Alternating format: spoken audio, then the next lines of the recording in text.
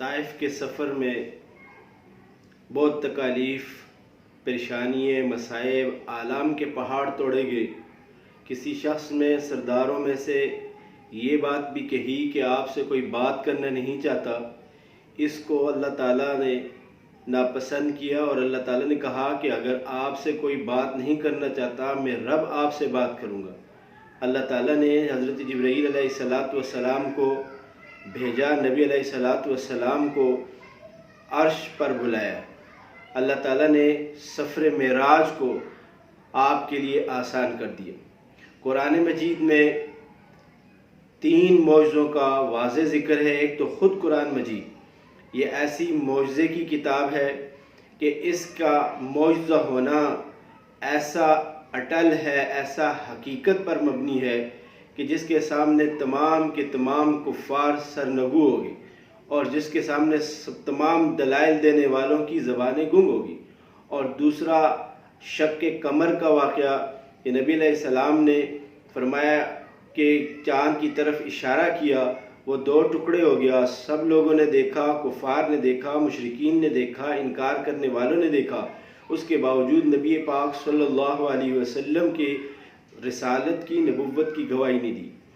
اسی طرح نبی پاک صلی اللہ علیہ وسلم کا جو تیسرا معجزہ ذکر ہے وہ ہے معراج کا، جس کو اللہ پاک نے فرمایا سبحان الذی اسری بعبدہ لیلا من المسجد الحرام الی المسجد الاقصی الذی بارکنا حولہ لنریہ من آیاتنا انہ هو السمیع البصیر۔ پاک ہے وہ ذات جو اپنے بندے کو بعبدہ، اپنے خاص بندے کو محمد الرسول اللہ صلی اللہ علیہ وسلم کو، اس لیے شاعر نے کہا ہے کہ عبد دیگر است و بعبدہ عبدہ دیگر است، کہ جو عبد ہے یہ الگ ہے اور یہ الگ چیز ہے، لیکن جو بعبدہ ہے میرا بندہ وہ ایک الگ چیز ہے، کہ وہ سارے بندوں میں سے خاص بندہ محمد الرسول اللہ صلی اللہ علیہ وسلم ہے۔ اسرالات کے ایک خاص حصے میں، مختصر سے حصے میں ان کو لے گئے من المسجد الحرام الی المسجد الاقصی، مسجد حرام سے مسجد اقصی تک، جو اللہ تعالیٰ نے جس کو برکتوں کے ساتھ گھیرا ہوا ہے، اور اس کی نشانیاں انہوں نے دیکھی۔ اللہ تعالیٰ نے بہت ساری نشانیاں ان کو دکھائی۔ اللہ سننے والا ہے، اللہ دیکھنے والا ہے۔ نبی پاک صلی اللہ علیہ وسلم کی اس سفر کو اسرا کہتے ہیں، اور اس سے اوپر کے سفر کو معراج کہتے ہیں اہل علم حضرات۔ اور آپ صلی اللہ علیہ وسلم فرماتے ہیں کہ میں حتیم میں لیٹا ہوا تھا، یا میں ام ہانی کے گھر میں استراحت کر رہا تھا کہ حضرت جبرائیل علیہ السلام تشریف لائے، اور ان کے پاس جنت کا ایک بڑا تشترا تھا، ایک تشتری تھی جس کے اندر جو ہے زمزم کا پانی بھرا ہوا تھا، ایک دوسرا برتن تھا جس میں نور بھرا ہوا تھا۔ بعض روایات میں صرف ایک ہی برتن یعنی کہ سونے کا تھا، اور اس کے اندر زمزم کو بھرا۔ نبی پاک صلی اللہ علیہ وسلم کو بتایا کہ آپ کو اللہ تعالیٰ نے بلایا ہے، آپ صلی اللہ علیہ وسلم اب معراج کا سفر کریں گے، اور یہ سواری کھڑی ہے، اس کے اوپر آپ نے سوار ہونا ہے۔ اس سے پہلے ہمارا ایک کام ہے۔ انہوں نے نبی علیہ السلام کے سینے مبارک کو شق کیا اور چاک کیا، دل مبارک کو باہر نکالا، اس کو زمزم سے دھویا اور صاف کیا، اس کے اندر اس نور کو بھر دیا، پھر دوبارہ جبرائیل علیہ السلام نے اسی جگہ پر رکھ دیا، اور اس کے بعد جو ہے اللہ تعالیٰ نے اس کو دوبارہ اسی طرح سیٹ کر دیا جیسے پہلے تھا۔ کوئی نشان واضح طور پر نظر ہی نہیں آئے۔ آپ صلی اللہ علیہ وسلم کو فرمایا، عرض کیا کہ اللہ کے رسول اس سواری پر آپ سوار ہو جائیں۔ اس سواری کو براق کہتے ہیں، اور یہ بجلی کی طرح تیز تھی۔ اور آپ صلی اللہ علیہ وسلم نے فرمایا جہاں میری انتہا نظر تھی، جہاں نظر ختم ہو جاتی تھی وہاں اس کا قدم پڑتا تھا، اور دوسرا قدم پھر اس سے آگے اس جگہ پر جہاں میری نظر کی انتہا ہوتی تھی، یعنی کہ بجلی کی رفتار سے وہ چل رہی تھی۔ بجلی کی رفتار جو ہے 1,86,000 فی سیکنڈ کلومیٹر کی رفتار سے ہے، اس سے بھی زیادہ وہ سواری تیز تھی جو نبی پاک صلی اللہ علیہ وسلم کو لے کر گئی۔ بعض علماء نے فرمایا کہ یہ گدھے سے تھوڑی بڑی تھی اور گھوڑے سے تھوڑی چھوٹی تھی، اور بہت تیز رفتار اور خوبصورت تھی۔ نبی پاک صلی اللہ علیہ وسلم کو حضرت جبرائیل علیہ السلام نے فرمایا کہ یہ آپ کے لیے تیار ہے، تو جب آپ اس پر بیٹھنے لگے تو وہ بدکنے لگی۔ پھر اس سواری کو جبرائیل علیہ السلام نے خطاب کیا کہ تمہارے اوپر کائنات کا سب سے حسین ترین انسان اور سب سے زیادہ افضل ترین انسان جو ہے امام الانبیاء صلی اللہ علیہ وسلم تشریف فرمائے۔ اس کے بعد اس نے تھر تھرانا اور کانپنا چھوڑ دیا۔ نبی علیہ السلام نے پہلی جو سواری نے اپنی روانگی اختیار کی اور وہ ایک حد پر پہنچی تو اس پر روک دیا گیا، اور نبی علیہ السلام کو کہا کہ آپ اس جگہ کو پہچانتے ہیں؟ اور آپ نے فرمایا کہ نہیں پہچانتا۔ تو جبرائیل علیہ السلام نے بتایا کہ یہ یثرب ہے، جو آپ صلی اللہ علیہ وسلم ہجرت کر کے یہاں تشریف لائیں گے تو یہ مدینۃ المنورہ بن جائے گا۔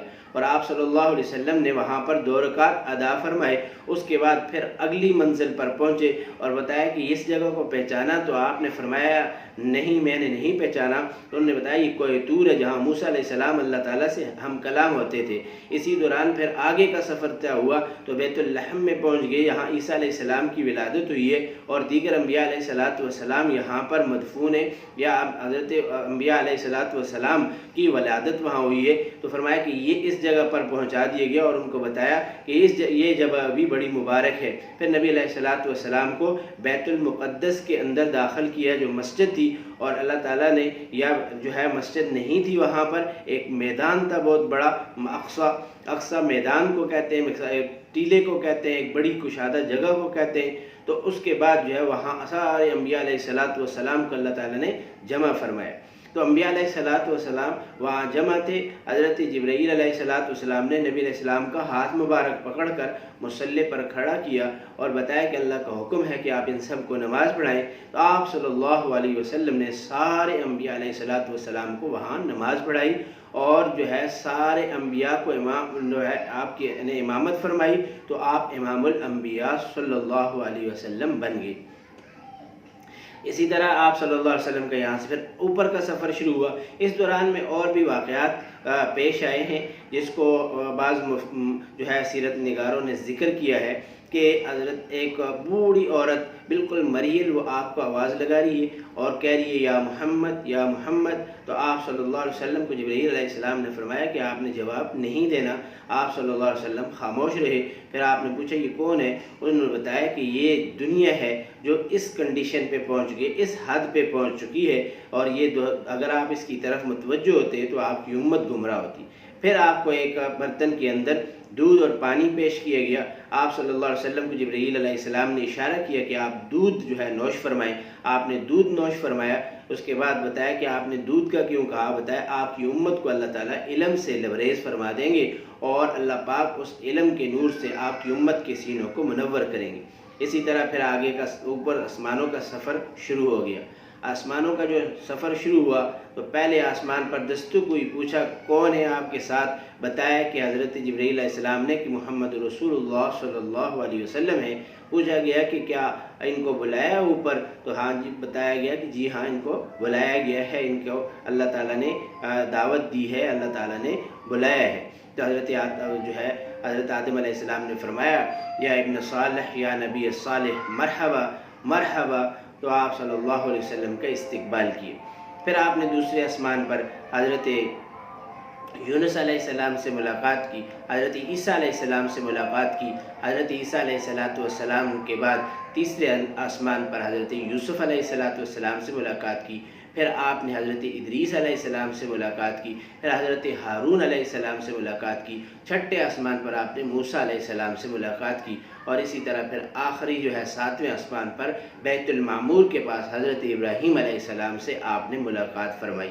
حضرت ابراہیم علیہ السلام جیسے یہاں پر قبر ہے، اوپر بیت المعمور ہے، اس کے ساتھ ٹیک لگا کر بیٹھے ہوئے تھے۔ اس بیت المعمور کا فرشتے طواف کرتے ہیں۔ جب ایک مرتبہ کوئی فرشتہ طواف کرتا ہے دوبارہ قیامت تک اس کا نمبر نہیں آئے گا۔ اللہ تعالیٰ ہر روز نئے فرشتوں کو بھیجتے ہیں اور وہ جا کر اس کا طواف کرتے ہیں۔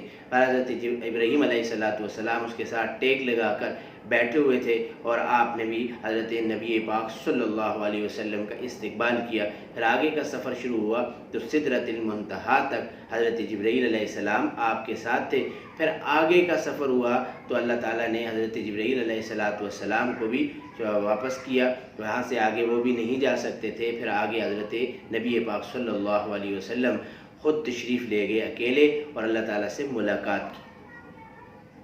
اللہ تعالیٰ نے بعض روایات میں ہے کہ پوچھا کہ کیا لائے ہو، نبی علیہ السلام نے فرمایا التحیات للہ والصلوات والطیبات، کہ اللہ میں ساری عبادات آپ کے لیے ہوں، مالی ہو، بدنی ہو، جسمانی ہو، کسی قسم کی بھی عبادات ہیں وہ ساری کی ساری آپ کے لیے ہیں۔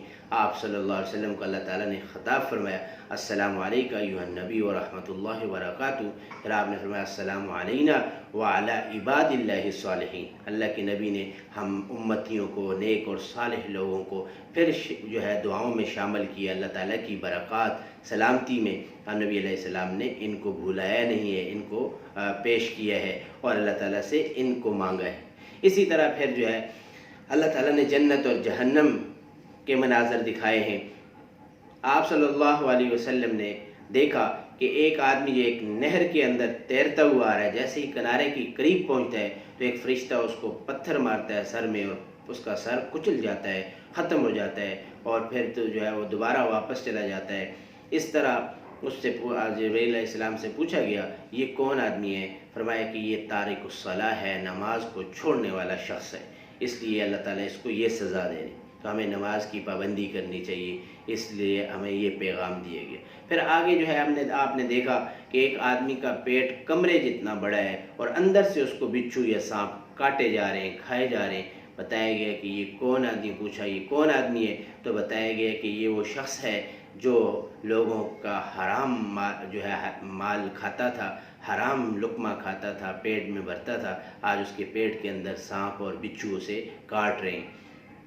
اسی طرح بعض لوگوں کو دیکھا ان کی زبانیں کاٹی جا رہی ہیں اور ان کے اونٹ کاٹے جا رہے ہیں۔ بتایا کہ یہ کون لوگ ہیں؟ بتایا یہ وہ لوگ ہیں جو لگائی بجھائی کا کام کرتے تھے، لوگوں میں فساد پھیلاتے تھے اپنی زبان کی وجہ سے اور ان اونٹوں کی وجہ سے، تو اللہ تعالیٰ نے ان کو بھی یہ سزا دی ہے۔ فرشتہ ان کے وہ زبان کاٹ رہے ہیں اور ان کو بار بار یہی سزا ملی جا رہی ہے۔ پھر دیکھا کہ ایک پاکیزہ دیگ ہے اور اس میں اچھا پاکیزہ کھانا ہے، اور ایک سڑی ہوئی جو ہے دیگ ہے، اس میں بدبودار اور گندا جو ہے گوشت ہے، تو یہ لوگوں کو گندا گوشت کھلایا جا رہا ہے، وہ کھائے جا رہے ہیں۔ اور ان سے پوچھا نبی علیہ السلام نے جبرائیل علیہ السلام سے یہ کون لوگ ہیں؟ فرمایا یہ زانی ہیں جو حلال کو چھوڑ کر حرام کی طرف مائل ہوتے تھے، اللہ تعالیٰ نے ان کے اوپر یہ سزا مسلط کی ہے۔ اسی طرح آپ نے دیکھا کہ بعض لوگوں کے وجود چونٹی جتنے ہیں۔ پوچھا گیا کہ یہ کون لوگ ہیں؟ بتایا یہ وہ متکبر لوگ ہیں جو کہتے تھے کہ ہم جیسا کوئی ہے نہیں ہے اور ہم بڑے ہیں، تکبر کرتے تھے، اپنی گردن پھلاتے تھے، اپنی گالیں پھلاتے تھے، اور آج جو ہے اللہ تعالیٰ نے ان کی حیثیت چونٹی جیسی کر دی ہے۔ بہرحال پھر آپ صلی اللہ علیہ وسلم نے یہ مناظر دیکھے ہیں، اور پھر آپ کو جنت دکھائی گئی۔ جنت کے اندر بھی آپ نے بہت سارے مناظر دیکھے۔ اس میں ایک گھر دیکھا جس کے اوپر لکھا ہوا تھا کہ یہ حضرت ایک قریشی کا گھر ہے۔ نبی علیہ السلام نے فرمایا کہ یہ کون سے قریشی کا گھر ہے؟ پوچھا گیا تو بتایا کہ یہ حضرت عمر رضی اللہ تعالیٰ عنہ کا گھر ہے۔ پھر نبی علیہ السلام نے حضرت عمر رضی اللہ تعالیٰ عنہ سے بھی کہا کہ میں نے جنت میں تمہارا گھر دیکھا ہے، اور اس کے باہر ایک حور جو ہے وضو کر رہی تھی، اور میرا جی چاہا کہ میں اندر سے بھی دیکھوں، لیکن تمہاری غیرت سے مجھے حیا آئی۔ حضرت عمر رضی اللہ تعالیٰ عنہ نے روتے ہوئے عرض کی اللہ کے رسول آپ سے کیا غیرت تھی، آپ ضرور اندر تشریف لے جاتے، لیکن نبی پاک صلی اللہ علیہ وسلم نے فرمایا کہ مجھے عمر کی غیرت سے حیا آتی ہے۔ اسی طرح حضرت بلال رضی اللہ تعالیٰ عنہ کے پاؤں کی آہٹ نبی علیہ السلام نے جنت میں سنی۔ حضرت جبرائیل سے پوچھا یہ کس کے پاؤں کی آہٹ ہے، یہ کس کے قدموں کی آوازیں ہیں؟ بتایا گیا کہ یہ حضرت بلال رضی اللہ تعالیٰ عنہ کے پاؤں کی آہٹ ہے اور ان کے پاؤں کے نشانات ہیں، آواز آ رہی ہے۔ حضرت جبرائیل علیہ السلام نے جب یہ بتایا تو نبی علیہ السلام نے حضرت بلال رضی اللہ تعالیٰ عنہ کی تعریف فرمائی۔